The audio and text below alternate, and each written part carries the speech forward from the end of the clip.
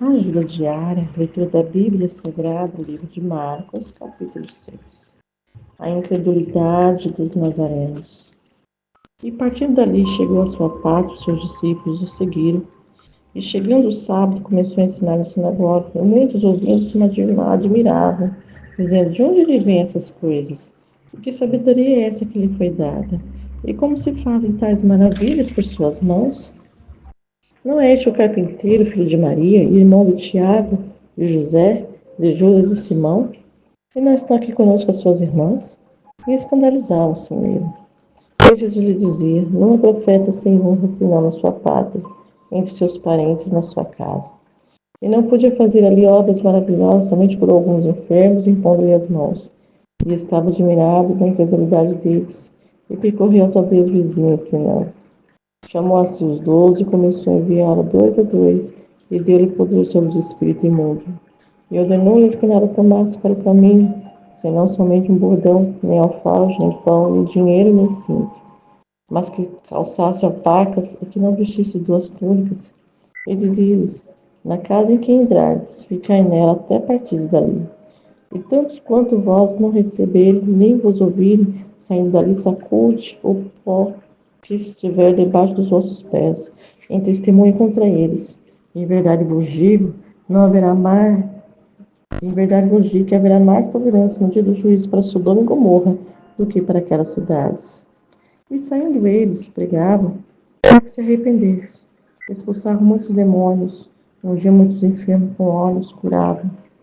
E ouviu isso o rei Herodes, porque o nome de Jesus se tornara notório, e disse: João que batizava ressuscitou entre os mortos, e por isso essas maravilhas operam nele. Outros diziam: Elias, e diziam outros: é um profeta, como um dos profetas. Herodes, porém, ouvindo isso, disse: esse João, que mandei degolar, ressuscitou entre os mortos. Porquanto o mesmo Herodes mandara prender a João e encerrá-lo amarrado no cárcere por causa de Herodias, mulher de Filipe, seu irmão, porquanto tinha casado com ela. Pois João dizia a Herodes: não teres possuir a mulher de teu irmão. E Herodias o espiava e queria matá-lo, mas não podia, porque Herodes temia João, sabendo que era homem justo e santo. Guardava com segurança e fazia muitas coisas, atendendo e que boamente ouvia. E chegando uma ocasião favorável em que Herodes, no dia dos seus anos, dava uma ceia aos grandes, aos tribunos, ao príncipe da Galileia, entrou a filha da mesma Herodias, dançou e agradou Herodes, o que estava com ele à mesa. E disse então o rei à menina: pede-me o que quiseres que eu te darei. E jurou-lhe, dizendo: tudo o que me pedir te darei, até metade do meu reino. E saindo ela, perguntou à sua mãe: o que pedirei? E ela disse: a cabeça de João Batista.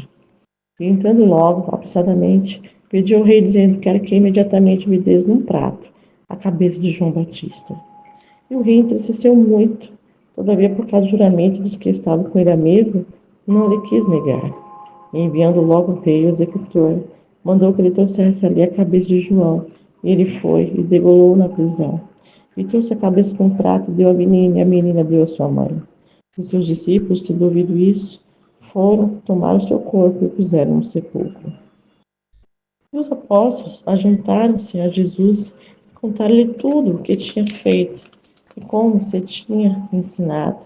E ele disse: vinde vós aqui à parte, a um lugar deserto, e repousai um pouco.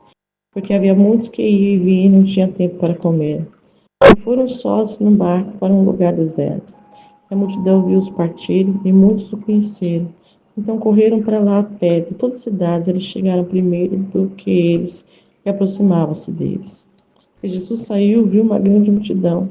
Teve compaixão deles, porque eram como ovelhas que não têm pastor. Então começou a ensinar-lhe muitas coisas. E como o dia fosse já muito adiantado, os seus discípulos se aproximaram dele e disseram: o lugar é deserto e o dia está já muito adiantado. Despede para que vão aos lugares e aldeias vizinhas e comprem pão para si, porque não têm o que comer. Ele, porém, respondendo, disse: dai-me vós de comer. E eles disseram: iremos nós, compraremos 200 dias de pão para lhes darmos de comer? E ele disse-lhe: quantos pães tendes? E de ver. E sabendo eles, disseram: 5 pães e 2 peixes. e ordenou-lhes que fizessem assentar a todos errantes sobre a erva verde.